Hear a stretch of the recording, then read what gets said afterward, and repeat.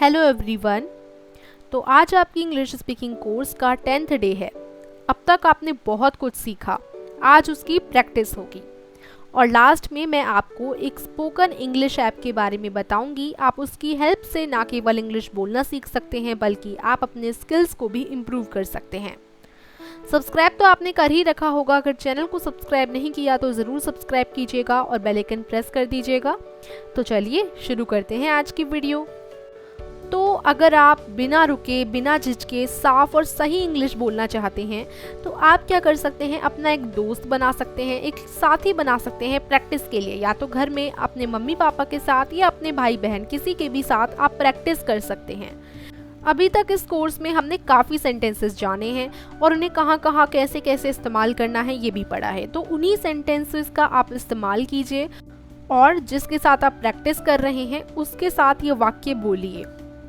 तो बातचीत आपकी क्वेश्चन आंसर फॉर्म में भी हो सकती है, यानी आप कोई क्वेश्चन पूछें और वो इंग्लिश में आपको जवाब दे।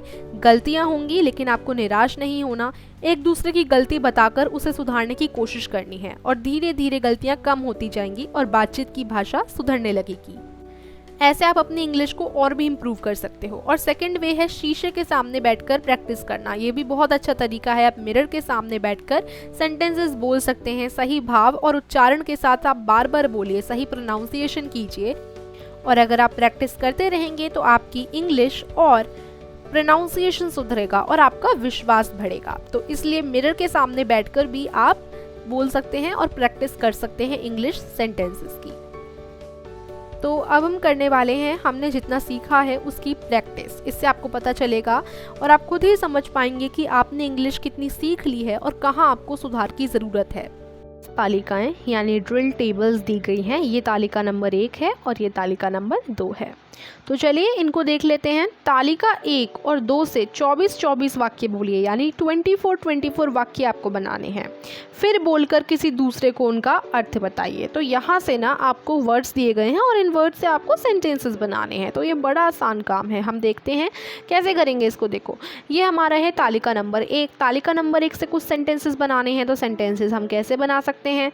ही, she, I, they, you, we, ये सारे हमें दिए गए हैं। उसके बाद इज, एम, आर है एंड देन कुछ वर्ड्स और हैं, रेडी, हंग्री, थर्स्टी और टायर्ड जैसे। तो यहाँ पर रेडी का मतलब होता है तैयार होना, हंग्री का मतलब होता है भूखा होना, थर्स्टी का मतलब होता है प्यासा होना और टायर्ड का मतलब होता है थका होना। तो अब हम देखने वाले हैं कि हम कैसे सेंटेंस क्रिएट कर सकते हैं। आप समझ चुके होंगे, पहले हम इस वन वाला जो पोर्शन है उसमें से थोड़े वर्ड लेंगे। एक वर्ड हमने ही चूज़ कर लिया। उसके बाद सेकंड में से हम ले लेते हैं, ही के साथ एम तो यूज़ हो नहीं सकता, एम तो सिर्फ आई के साथ यूज़ होता है। ही के साथ आर भी यूज़ नहीं होगा क्योंकि ही क्या है, एक सिंगुलर है। और प्लूरल के साथ हमेशा आर यूज़ होता है। प्लूरल और यू के साथ हमेशा आर यूज़ होता है। ही तो एक की बात करी गई है, सिंगुलर है, तो उधर हम इज़ यूज़ करेंगे। तो यहाँ से मैंने इज़ पिक किया। उसके बाद इधर मैं कुछ भी पिक कर सकती हूँ। He is ready, hungry, he is thirsty, he is tired, कुछ भी सेंटेंस बन सकता है। तो मान लो मैंने टायर्ड चूज़ कर लिया, तो ये मेरा एक सेंटेंस क्रिएट हो गया, ही इज़ टायर्ड। ठीक है, तो ऐसे आपको 24-24 वाक्य क्रिएट करने हैं। इधर से 24 और फिर जो आगे वाली तालिका है, तालिका नंबर 2, इधर से 24। ठीक है, तो ये आपका हो गया होमवर्क। आप 24-24 वाक्य क्रिएट करोगे और कमेंट बॉक्स में मुझे बताओगे। ठीक है, या तो आप अपनी कोई नोटबुक में लिख सकते हैं और मुझे कमेंट बॉक्स में भी अगर आप बताना चाहें तो ज़रूर बताइएगा। ठीक है, तो आपको 24-24 बनाने हैं सेंटेंसेस। तो यहाँ से मैं सबसे पहले मेरा फर्स्ट सेंटेंस बन गया, ही इज़ टायर्ड। ठीक है, ये मेरा फर्स्ट सेंटेंस बन गया। तो ऐसे आपको कई सारे सेंटेंसेस जो हैं बनाने हैं। ठीक है, फर्स्ट सेंटेंस ये। उसके बाद अभी ही और क्या क्या बना सकते हैं? शी से अगर बनाऊँ तो शी इज़ रेडी, ये मेरा दूसरा सेंटेंस बन गया, she is ready. This is my second sentence. And then मैं क्या बना सकती हूँ? देन मैं बना सकती हूँ आई एम हंग्री। तो ये देखो, ये मेरा थर्ड सेंटेंस बन गया, आई एम हंग्री। ठीक है, उसके बाद दे आर थ्रस्टी, वो प्यासे हैं। तो इस तरीके से मेरा चौथा सेंटेंस बन गया। तो इस तरीके से आप कई सारे सेंटेंस बनाओगे। You are ready, we are hungry. तो इस तरीके से आप 24 सेंटेंस बनाइएगा। उसके बाद हम देखते हैं तालिका नंबर 2, जिससे हमें 24 वाक्य तालिका नंबर 2 से भी बनाने हैं। अब देखो ये जो मैंने वाक्य बना रही हूँ ना, ये जो मैं वाक्य बना रही हूँ उनका मतलब भी आपको आना चाहिए। जो आपको ही इज़ रेडी इसका मतलब कि वो तैयार हो गया, शी इज़ हंग्री इसका मतलब कि वो भूखी है, आई एम टायर्ड इसका मतलब मैं थका हुआ हूँ, दे थका हुआ हूँ या थकी हुई हूँ, ठीक है। दे आर थ्रस्टी यानी वो प्यासे हैं, यू आर रेडी तुम रेडी हो चुके हो, वी आर हंग्री हम भूखे हैं। तो इस तरीके से आपको क्या करना है, 24-24 वाक्य बनाने हैं और उसका अर्थ किसी दूसरे को बताना है। या तो आप दूसरे को बताओ या आप खुद से समझो कि जो आप सेंटेंसेस बना रहे हो उनका अर्थ क्या है ना। और ऐसे ही तालिका नंबर 2 से कुछ सेंटेंसेस हम लोग बना लेते हैं। ये भी बहुत सिंपल है, यहाँ पर भी सब सेम ही है। तो ही के साथ हम यूज़ करेंगे, क्या यूज़ करेंगे, वॉज या वर।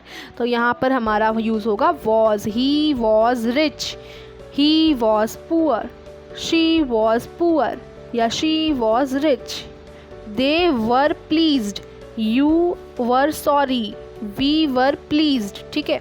तो इस तरीके से आप जो है करेंगे।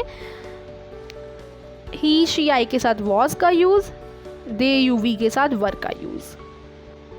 तो काफ़ी सेंटेंसेस तो मैंने बना लिए हैं, आप भी बनाइएगा और कोशिश कीजिएगा 24-24 बनाने की। ऊपर की दोनों तालिकाओं के 48 वाक्य सकारात्मक यानी एफर्मेटिव हैं। इनके नकारात्मक वाक्य बनाने के लिए आप क्या करेंगे, तो ये आपके लिए क्वेश्चन है कि आप क्या करोगे अगर इन्हीं पॉजिटिव यानी एफर्मेटिव सेंटेंसेस को, जो सकारात्मक सेंटेंसेस हैं, इन्हीं को अगर आपको नेगेटिव बनाना हो तो आप क्या करोगे। जैसे ही इज़ रेडी वो तैयार है, तो इधर बोला गया है कि भाई वो तैयार है, सकारात्मक सेंटेंस।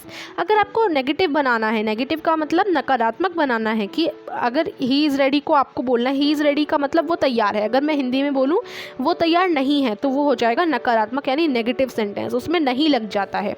और नहीं के लिए हम नॉट का यूज़ करते हैं। जो इज़ एम आर है ना, is am are was were, उनके आगे बस नॉट ऐड करना होता है, ये हम ऑलरेडी जानते हैं। अगर आपको नेगेटिव बनाना है तो इधर आप नॉट ऐड कर दो, ही इज़ नॉट रेडी। तो इस तरीके से ये क्या बन जाएगा, एक नेगेटिव सेंटेंस बन जाएगा कि वो तैयार नहीं है, ही इज़ नॉट रेडी, ठीक है। तो हम क्या करेंगे, ये जो क्रियाएं हैं is am are was were, इनके बाद नॉट जोड़ेंगे जब भी हमें नेगेटिव बनाना हो। तो उदाहरण के रूप में शी इज़ नॉट रेडी। इसी प्रकार आप दोनों तालिकाओं से नकारात्मक वाक्य भी बनाइए। तो जैसे अभी तो हमने पॉजिटिव बना लिया, अब आप ऐसे ही जो भी आपने बनाए उनके आगे नॉट लगा दो तो वो नेगेटिव बन जाएंगे।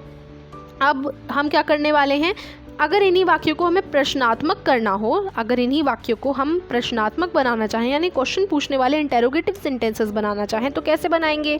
जैसे शी इज़ नॉट रेडी, तो हम क्या करते हैं, इधर जो हमारी क्रियाएं हैं was were is am are, उन्हें यहाँ उठाकर सबसे पहले लगा देते हैं, ठीक है। तो वो हमारे इंटेरोगेटिव हो जाते हैं।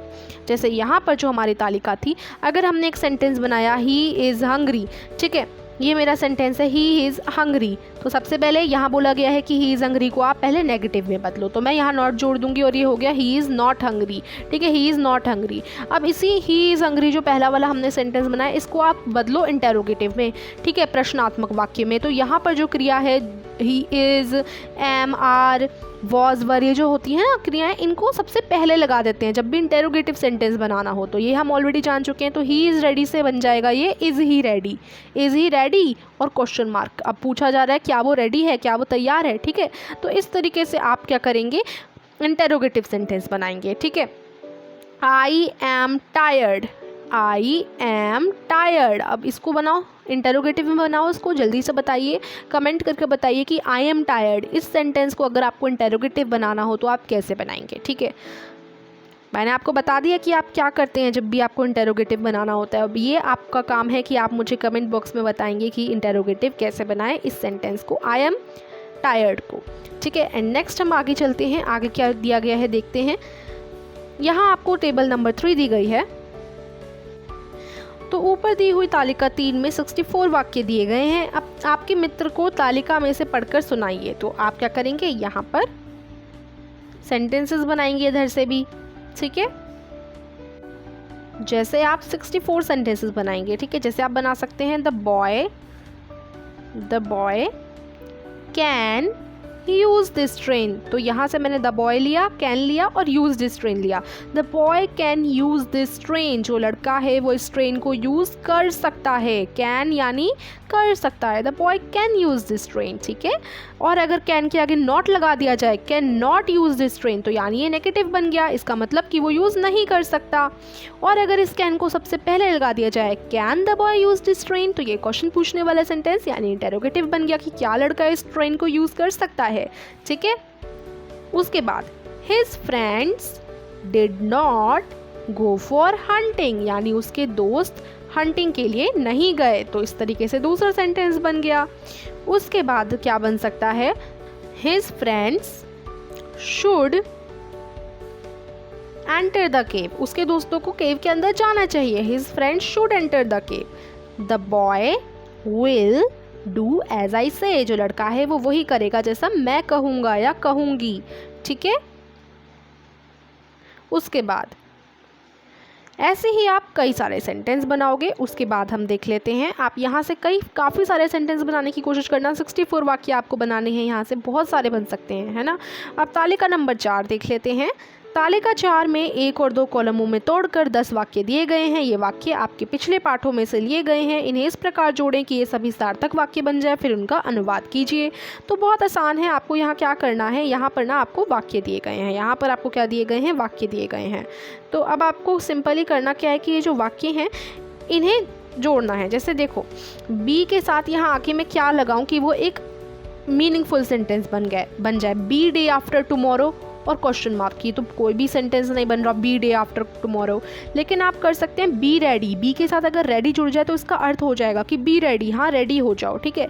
तो यहाँ पर ना वाक्य को तोड़ दिया गया है और आपको क्या करना है, ऐसे मैचिंग करनी है, ठीक है, और इनको जोड़ना है दोबारा से। तो बी रेडी हो सकता है, तो यह सही भी लगेगा, बी रेडी, तो ये मैच हो जाएगा आई के साथ, ये वाला मैच हो जाएगा आई के साथ। तो मैं थोड़ा सा छोटा कर देती हूँ पेन को, इस तरीके से बोल्डनेस इसकी कम कर देती हूँ। बी रेडी, तो ये मैच हो जाएगा रेडी आई के साथ, ठीक है। उसके बाद गो के साथ आप क्या कर सकते हैं, गो के साथ आप लगा सकते हैं गो एट वंस, एक बार में जाओ, ठीक है। गो संस्कृत तो कुछ होगा नहीं, गो रमेश सर ये भी हो सकता है, लेकिन यहाँ रमेश सर के आगे ना क्वेश्चन मार्क है, तो गो रमेश सर ऐसे नहीं होगा, ठीक है। क्वेश्चन मार्क वाले अगर यहाँ ओनली ऐसे होता ना, बिना क्वेश्चन मार्क वाला होता तो गो रमेश सर ऐसे हो सकता था, ठीक है, जाओ रमेश सर, लेकिन यहाँ क्वेश्चन मार्क है तो ये नहीं होगा। मैच हो जाएगा इससे, एट वंस से, गो एट वंस यानी एक बार में जाओ, ठीक है ना। तो इस तरीके से आप मैच कर दोगे इसको गो से, ठीक है। तो ये सेकंड यानी गो से मैच हो जाएगा। उसके बाद हैव यू रिटर्न, एक मिनट यहाँ ना ऐसे अच्छे से मैच करेंगे, ठीक है। तो आगे है हैव यू रिटर्न मैच हो सकता है टू राधा से, क्या तुमने राधा को लिखा, have you return to Radha, ऐसे आप मैच कर सकते हैं, ठीक है।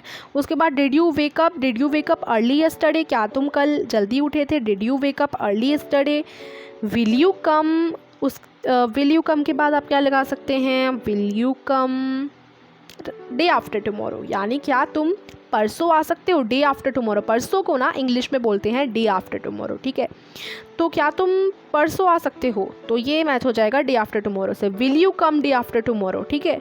उसके बाद कैन यू रीड संस्कृत, ये संस्कृत से मैच हो जाएगा, है ना, स्विटेबल लग रहा है। कैन यू रीड संस्कृत, क्या तुम संस्कृत रीड कर सकते हो।